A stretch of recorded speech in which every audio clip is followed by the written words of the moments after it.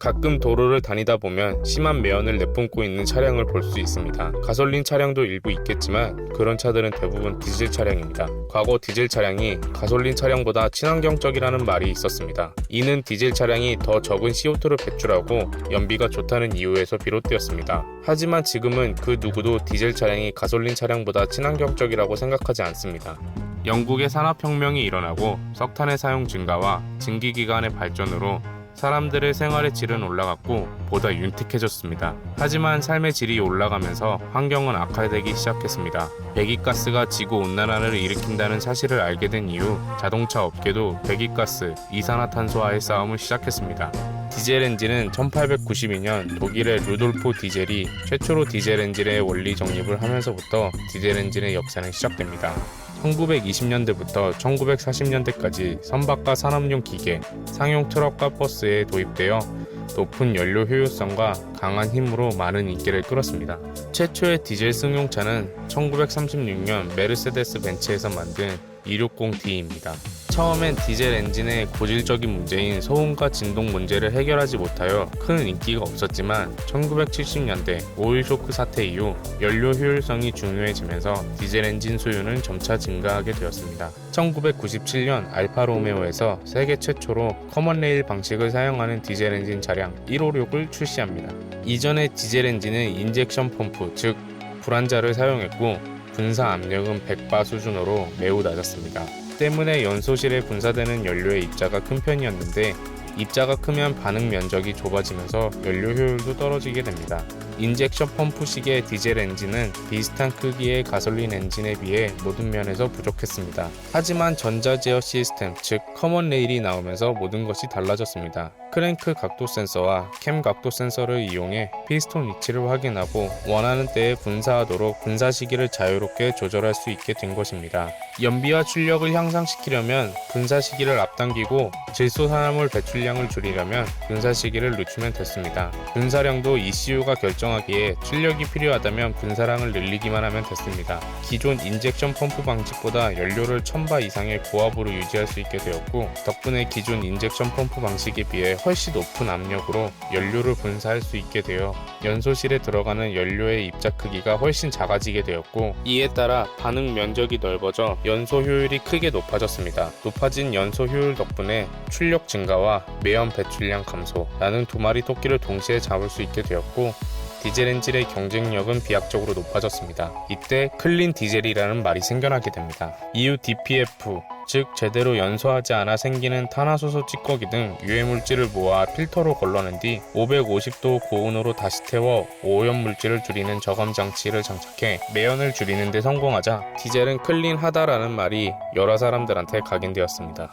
하지만 커먼 레일이 만능은 아니었습니다. 품질이 낮은 디젤을 사용하거나 연료 탱크에 수분이 축적되면 엔진에 큰 데미지를 줄 수 있었고 이산화탄소 및 매연이 줄어드는 대신 질소산화물이 발생한다는 큰 문제가 있었습니다. 이로 인해 디젤 엔진에는 EGR, SCR 등 질소산화물을 잡기 위한 장치들이 들어갑니다. EGR은 배기가스 재순환 장치의 약자로 엔진에서 연소된 배기가스의 일부를 다시 엔진으로 재순환시켜 연소실 온도를 낮추고 질소산화물 억제를 유도하는 저감 장치입니다. SCR은 선택적 촉매 감소 기술의 약자로 요소수를 배출가스에 분사시켜 촉매 반응을 통해 물과 질소로 변환시키는 장치를 말합니다.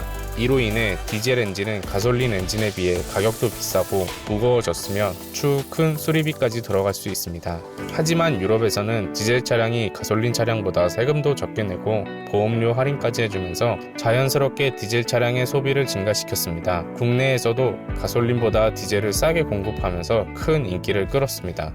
가솔린 엔진은 공기와 연료를 실린더 안에 넣고 압축시킨 후 점화 플러그가 불꽃을 일으켜 폭발시키지만 디젤 엔진은 공기만을 압축시켜 실린더 내부를 고온으로 만든 후 연료를 분사해 스스로 폭발시키는 압축 착화 방식을 사용합니다. 디젤 엔진은 실린더 내부를 고온, 고압으로 만들어야 하기 때문에 가솔린 엔진보다 높은 압축비를 필요로 합니다. 압축비가 높아지면 열 효율이 좋아지고 열 효율이 좋아지면 같은 양의 연료를 소비해도 높은 출력을 이끌어낼 수 있습니다. 이러한 이유로 디젤 엔진은 가솔린 엔진보다 토크도 좋고 연비도 좋습니다. 연비가 좋다는 것은 일산화탄소와 탄화수소가 가솔린 엔진보다 적게 나온다는 말입니다. 때문입니다. 가솔린 엔진도 압축비를 높이면 디젤과 비슷하지 않을까 생각할 수 있지만 가솔린 엔진은 점막 플러그가 불꽃을 일으켜 발화하기 때문에 압축비가 높으면 노킹이 일어날 수 있습니다. 여기까지만 보면 디젤이 완벽하고 좋아 보이지만 디젤의 치명적인 단점은 질소산화물이 나온다는 겁니다. 우리가 미세먼지라고 알고 있는 그 질소산화물입니다. 질소산화물은 대기 중에 있는 질소와 산소가 고온에 노출되면서 생깁니다. 질소와 산소가 고온에 많이 노출되는 곳은 디젤 엔진의 행정 과정에 있습니다.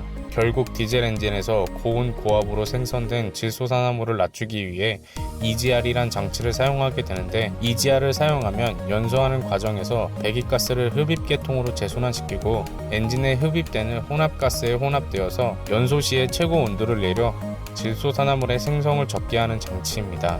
EGR을 사용하면서 질소산화물의 배출량을 줄일 수 있겠지만 출력과 연비가 떨어질 수 있습니다. 디젤 엔진의 장점이 사라지는 거죠. 질소산화물을 줄이자니 연비가 떨어지고 질소산화물을 안 잡자니 환경오염이 심해지는데, 디젤 엔진의 환경적 과도기에 있을 때 터진 게 폭스바겐발 디젤 게이트입니다. 배기가스 인증 시스템의 허점을 이용하여 성능과 연비를 만족하면서 배기가스 배출량도 만족하게끔 EGR을 조정해왔습니다. 실제로 도로를 돌아다니는 자동차는 배기가스 배출 규제를 지키지 못하지만 검사 시에만 배기가스 배출량을 만족시키게끔 많은 소비자를 속여왔습니다. 디젤 게이트 사건으로 디젤 엔진은 환경오염의 주범으로 몰리고 시장에서 경쟁력을 잃게 됩니다. 지금 나오는 디젤 엔진은 클린 디젤의 요구를 부합하지만 이미 시장에서 큰 부정적인 이미지를 얻었고, 때마침 하이브리드 자동차와 전기차가 서서히 디젤 엔진 시장을 차지하고 있습니다.